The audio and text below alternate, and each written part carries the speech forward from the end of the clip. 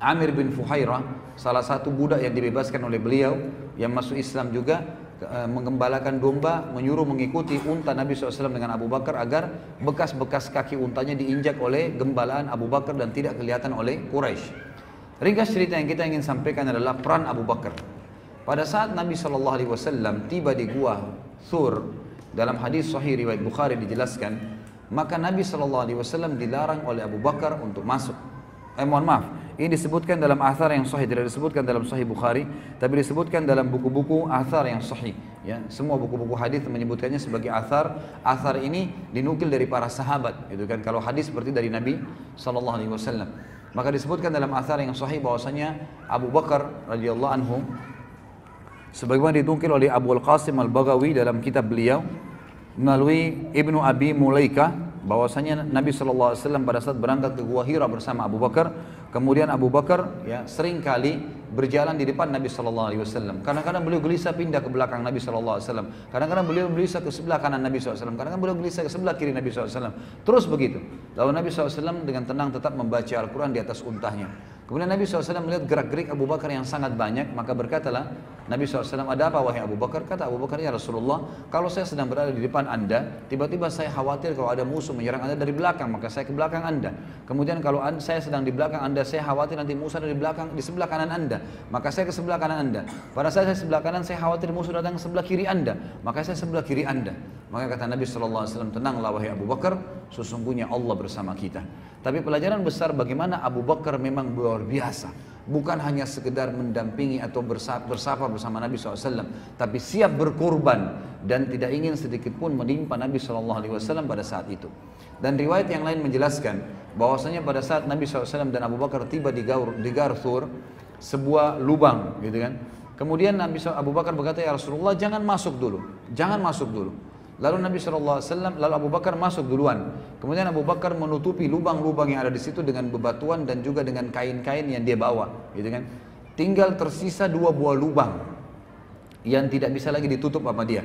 Biasanya lubang-lubang di gua ini ada ular atau kalajengking, gitu kan. Maka Abu Bakar pun dalam asar ini dikatakan meletakkan kedua telapak kakinya di lubang tersebut. Lalu Nabi SAW dipersilakan masuk oleh Abu Bakar, lalu Nabi SAW pun tidur di paha Abu Bakar, tidur di paha Abu Bakar. Pada saat sementara Nabi SAW tidur di paha Abu Bakar, maka kaki Abu Bakar disengat oleh binatang tadi, tapi tidak disebutkan kalajengking atau ular. Dan Abu Bakar kesakitan, tapi beliau tidak menggerakkan sedikit pun pahanya karena tidak mau Nabi SAW terbangun dari tidurnya, alaihissalam. Lalu Abu Bakar pun karena tidak tahan lagi menangis. Dan tetesan air matanya jatuh ke wajah Nabi SAW, maka Nabi pun terbangun. Lalu Nabi SAW mengatakan, ada apa wahai Abu Bakar? Abu Bakar berkata, ya Rasulullah, kakiku disengat oleh binatang buas. Maka kata Nabi SAW, angkatlah. Lalu beliau meludahinya dan akhirnya sembuhlah kaki kaki Abu Bakar radhiyallahu anhu. Dan ini sebuah kejadian yang luar biasa dari pada saat safar Nabi SAW bersama Abu Bakar. Kemudian kita pindah, ya, kisah demi kisah, poin demi poin ini, dalam arti kata yang terlibatnya Abu Bakar di situ. Keteladanan agung dari kejadian perang Badar, dan ini sudah saya jelaskan tadi sedikit mukaddimahnya, disebutkan dalam Tarikh Khulafa. Ya, Tarikh Khulafa ini sebuah buku yang masyhur berbicara tentang khalifah-khalifah Islam. Didukil sebuah athar bahwasanya Ibnu Sirin berkata, Abdurrahman ibn Abi Bakar yang saya bilang tadi belum sempat masuk Islam di Mekah, lalu sempat ikut dengan pasukan Quraisy di Badar. Kemudian dia berkata waktu masuk Islam kepada ayahnya, sungguh aku melihatmu mengincarku, tapi aku selalu menghindarimu. Aku tidak mau membunuhmu. Abu Bakar berkata, adapun aku, jika engkau mengincarku, maka aku akan menghadapimu dan aku akan membunuhmu. Ya, dalam hadis ini disebutkan bagaimana peran Abu Bakar radhiyallahu anhu memberikan pelajaran kepada kita semua, bahwasanya kalau dalam peperangan maka tidak ada urusannya lagi dengan masalah anak. Juga di perang Badar sempat dapat pujian, ya, dari Nabi SAW bahwasanya Jibril dan Mikail, 2 malaikat ini mendampingi Abu Bakar dan Ali, 2 sahabat Nabi radhiyallahu anhuma, sebagaimana disebutkan di dalam riwayat Imam Ahmad dan Hakim, dan dia berkata inilah hadis yang sanadnya sahih.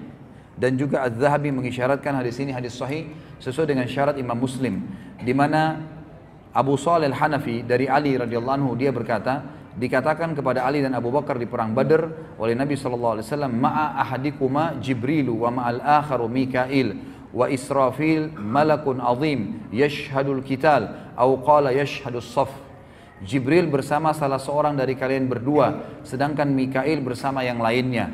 Israfil adalah malaikat yang sangat besar, dia ikut menyaksikan peperangan. Atau Nabi SAW bersabda, hadir dalam barisan bersama pasukan mujahidin.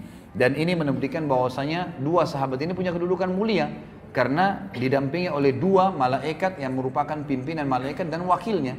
Jibril adalah pimpinan para malaikat dan Mikail adalah wakilnya, dan ini termasuk malaikat yang tidak akan binasa sebagaimana disepakati jumhur ulama sampai hari kiamat nanti. Yang masuk dalam firman Allah Subhanahu wa taala, a'udzubillahi minasyaitonir rajim.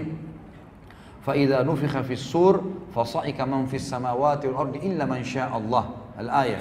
Kalau seandainya ditiup sangkakala yang pertama, maka semua yang di langit dan di bumi akan sa'iq. Sa'iq itu akan mati kecuali yang Allah inginkan. Kata para ulama tafsir yang diinginkan adalah Jibril, Mikail, Israfil. Ini malaikat-malaikat yang tidak akan kena sangkakala tersebut, tidak mati. Begitu pula bidadari dan bidadari di surga, dan juga penjaga dari surga dan neraka dari malaikat, Malik dan juga Ridwan. Kemudian juga disebutkan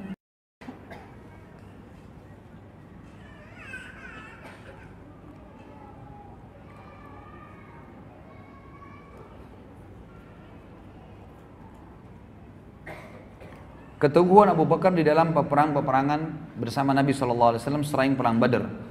Ibnu Qayyim al-Jauzi berkata, Abu Bakar berkata, begitu begitu teguh layaknya gunung pada saat perang Uhud di sisi Rasulullah SAW dan melindungi beliau SAW.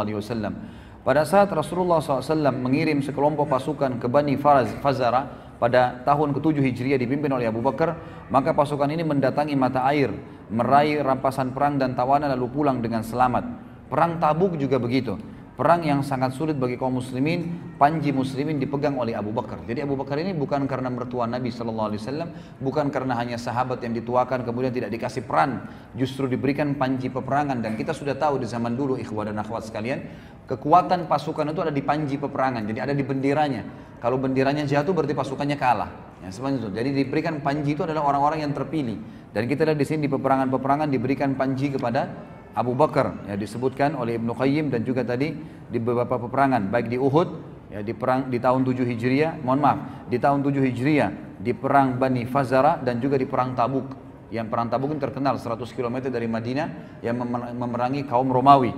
Kemudian perang Hunain juga, di mana kaum muslimin pada saat itu sempat terpecah belah, dan orang yang paling pertama berkumpul di sisi Nabi SAW pada saat Nabi mengatakan, ana nabiyyu la kadhib, ana ibnu Abdul Muttalib. Ya, saya adalah Nabi yang benar, tidak perlu kalian ragu, dan saya adalah anaknya Abdul Muttalib. Maka halumma ilayya, berkumpullah kepada kalian, kepada saya. Pada saat itu orang-orang muslim banyak bersebar, gitu kan. Lalu Abu Bakar datang dan orang pertama menemui Nabi SAW.